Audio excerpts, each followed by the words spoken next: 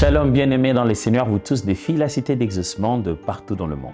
Aujourd'hui encore, nous allons parler de la même parole de Dieu pour notre 11e jour de jeûne et de prière. Ça fait 11 jours que nous jeûnons et prions ensemble.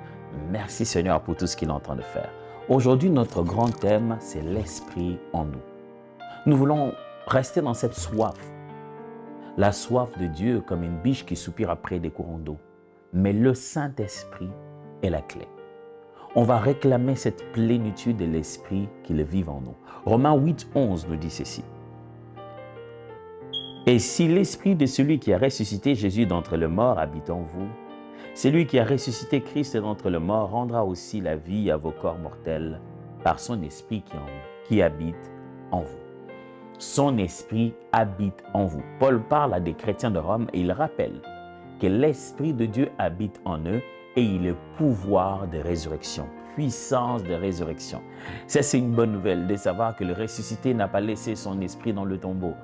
L'Esprit de Dieu est vivant. L'Esprit de Jésus-Christ anime les chrétiens. Frères et sœurs, la soif de Dieu en nous est alimentée par l'Esprit de Dieu. Et c'est l'Esprit de Dieu qui alimente cette soif. C'est encore l'Esprit de Dieu qui étend cette soif. Aujourd'hui, j'aimerais que vous priez passionnément à réclamer d'être rempli du Saint-Esprit et que l'Esprit vive en vous et que la vie de l'Esprit en vous, devrais-je dire, soit une réalité dont vous êtes de plus en plus conscient.